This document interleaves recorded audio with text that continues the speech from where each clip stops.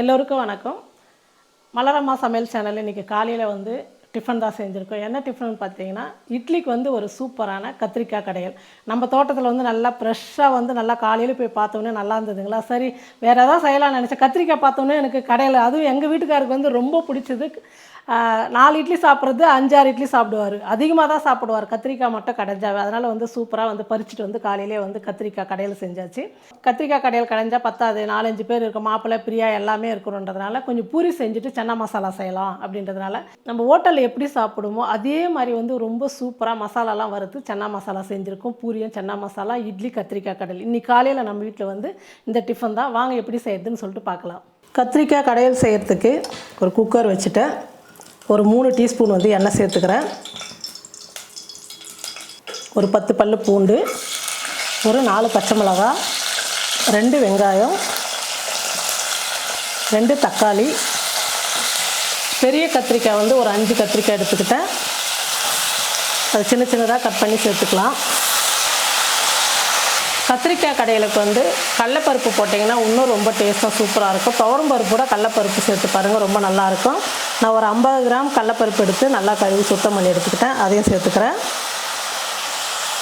இட்லிக்கு வந்து ஒரு சூப்பரான குழம்புன்னா கத்திரிக்காய் கடையில் ரொம்ப நல்லாயிருக்கும்.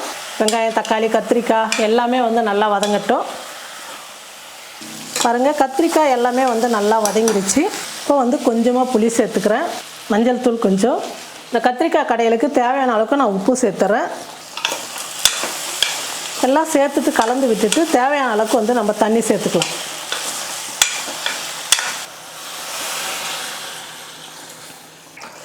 இட்லிக்கு வந்து கொஞ்சம் தண்ணியாக இருந்தால் கூட பரவாயில்ல, அதனால் தேவையான அளவுக்கு இப்போயே வந்து நம்ம தண்ணி சேர்த்துக்கலாம். அதுக்கப்புறம் பச்சை தண்ணி சேர்க்கும் போது டேஸ்ட் வந்து நல்லா இருக்காது.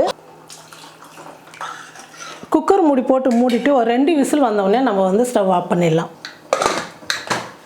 பூரிக்கு ஒரு சூப்பரான சன்னா மசாலா செய்கிறதுக்கு மசாலாலாம் வறுத்து அரைச்சிக்கலாம். 1 டீஸ்பூன் வந்து நெய் சேர்த்துக்கிறேன். எண்ணெய் ஒரு 3 டீஸ்பூன் சேர்த்துக்கலாம். எண்ணெய் காஞ்சிடுச்சு. 2 ஏலக்காய், 3 லவங்கம், ஒரு சின்னதாக ஒரு துண்டு வந்து பட்டை இதை சேர்த்துக்கிறேன். 1/2 டீஸ்பூன் வந்து சீரகம், ஒரு 10 பல்லு பூண்டு. நீங்கள் உரிச்சு கூட சேர்த்துங்க, நான் வந்து தோலோடு சேர்த்துக்கிட்டேன். இஞ்சி ஒரு சின்ன துண்டு எடுத்து சின்ன சின்னதாக கட் பண்ணிக்கிட்டேன். ஒரு பச்சை மிளகாய். இப்போ எல்லாம் நல்லா வறுந்துடுச்சு. 2 பெரிய வெங்காயம், ஒரு 10 முந்திரி, இதெல்லாம் சேர்த்து நல்லா வதக்கிக்கலாம். நம்ம எந்த அளவுக்கு மசாலாலாம் நல்லா வதக்குறோமோ அந்த அளவுக்கு தான் வந்து சன்னா மசாலா ரொம்ப டேஸ்ட்டாக சூப்பராக இருக்கும். நல்லா வதங்கட்டும். வெங்காயம் நல்லா வதங்கிடுச்சு. இப்போ தக்காளி சேர்த்துக்கிறேன், 2 தக்காளி. பாருங்கள், வெங்காயம் தக்காளி எல்லாம் நல்லா வதங்கிடுச்சு. இப்போ வந்து நம்ம மசாலாலாம் சேர்த்துக்கலாம். மிளகாத்தூள் 1 டீஸ்பூன், தனியாத்தூள் 1 டீஸ்பூன், கரம் மசாலா 1/2 டீஸ்பூன், மஞ்சள் தூள் 1/4 டீஸ்பூன், கஸ்தூரி மேத்தி ஒரு 1/2 டீஸ்பூன். இது எல்லாம் சேர்த்து 1 நிமிஷத்துக்கு வந்து மசாலாலாம் எண்ணெயில் வந்து நல்லா வதங்கட்டும். சன்னா மசாலா வந்து நம்ம வீட்டிலேயே ரெடி பண்ணலாம், அப்படி இல்லை கடையில் வந்து விற்கிது, நீங்கள் வாங்கி சேர்த்துக்கலாம். எனக்கு வந்து இப்போ சன்னா மசாலா இல்லை, அதனால் கடைசியாக வந்து நான் மட்டன் மசாலா சேர்த்துக்கலாம் அப்படின்னு இருக்கேன். சன்னா மசாலா சேர்த்திங்கன்னா அந்த சன்னா மசாலா அப்படின்றதுக்கு வந்து நல்லா ஒரு ஸ்மெல்லு நல்லாயிருக்கும். நான் இல்லாததுனால வந்து மட்டன் மசாலா கடைசியில் வந்து சேர்த்துக்க போகிறேன். சன்னா மசாலானா நம்ம ஹோட்டலெல்லாம் போய் சாப்பிடும் கொஞ்சம் வந்து ஸ்வீட் இருக்கும். அது எதுக்கு அது வந்து காரணம் என்னன்னு பார்த்தீங்கன்னா, கொஞ்சம் சர்க்கரையோ வெல்லுமோ சேர்ப்பாங்க. நான் ஒரு 1/2 டீஸ்பூன் வந்து சர்க்கரை சேர்த்துக்கிறேன். இந்த மசாலாலாம் வந்து நல்லா வதங்கிறதுக்கு கொஞ்சமாக தண்ணி சேர்த்துக்கலாம்.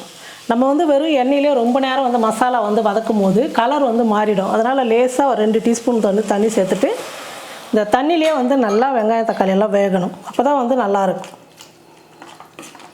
நம்ம ஊற்றின தண்ணி வந்து ட்ரை ஆகிற வரைக்கும் நல்லா வேகட்டும். பாருங்கள், மசாலாலாம் வந்து நல்லா வதங்கிடுச்சு. நம்ம எப்போவுமே சன்னா மசாலா செய்யும் போது அப்படியே வந்து நம்ம கொண்டக்கடலை வேக வச்சுட்டு போட்டால் அந்த வந்து திக்னஸ் வந்து கிடைக்காது. அதில் கொஞ்சமாக ஒரு கைப்பிடி அளவு எடுத்து இந்த மசாலாவோட சேர்த்து கலந்து விட்டுட்டு நல்லா சூடு ஆறட்டும். மிக்சியில் போட்டு நம்ம அரைச்சி எடுத்துக்கலாம்.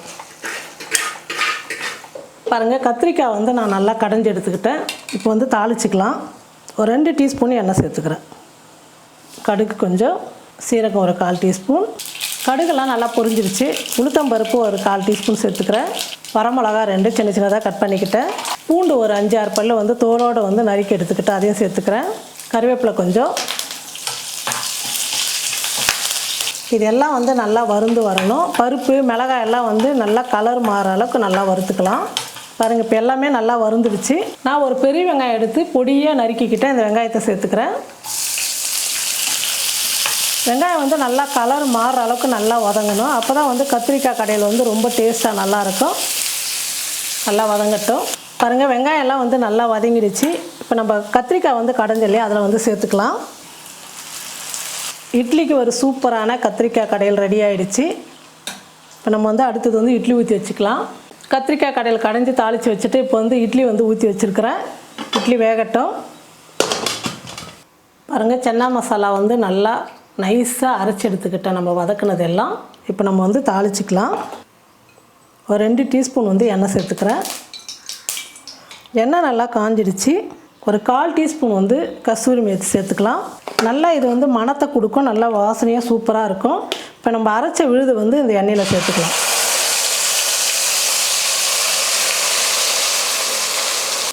கொஞ்சம் தண்ணி சேர்த்து மிக்ஸி கப்பில் வந்து நம்ம எந்த அளவுக்கு மசாலா தேவையோ அந்த அளவுக்கு வந்து தண்ணி சேர்த்து நல்லா கலந்து விட்டு அந்த தண்ணியை சேர்த்துக்கலாம். மிக்ஸி கப்பில் அலசி ஊற்றிக்கலாம்.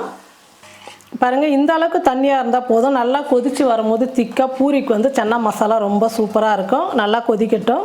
இந்த கொண்டைக்கடலை வந்து நைட்டே ஊற வச்சுட்டு இப்போ காலையிலேருந்து நான் நல்லா குக்கரில் போட்டு ஒரு 5-6 விசில் வச்சு நல்லா வேக வச்சு எடுத்துக்கிட்டேன். பாருங்கள், இந்த மாதிரி பண்ணும்போது நல்லா வந்து மசியணும். இப்போ இந்த கொண்டைக்கடலையும் சேர்த்துக்கலாம். ஒரு 2-3 நிமிஷத்துக்கு வந்து நல்லா கொதிக்கட்டும். பாருங்கள், நல்லா கொதித்து ஓரளவுக்கு நல்லா திக்காக வந்துடுச்சு. சூடு ஆறத்துக்குள்ளே இன்னும் கொஞ்சம் திக்காகிடும். இப்போ கடைசியாக நம்ம இறக்கும் போது சன்னா மசாலா இல்லை, அதனால் வந்து நான் மட்டன் மசாலா சேர்த்துக்கிறேன். டேஸ்ட் வந்து ரொம்ப நல்லாயிருக்கும். ஒரு 1/2 டீஸ்பூன் சேர்த்துக்கலாம். மட்டன் மசாலா சேர்த்துட்டு கலந்து விட்டுட்டு ஸ்டவ் ஆஃப் பண்ணிடலாம். பாருங்கள், கலர் கூட இந்த மட்டன் மசாலா சேர்த்ததுக்கப்புறம் நல்லா வந்து கலர் மாறி இருக்குது. நல்லா சூப்பராக நல்லா வாசனையாக இருக்குது மட்டன் மசாலா.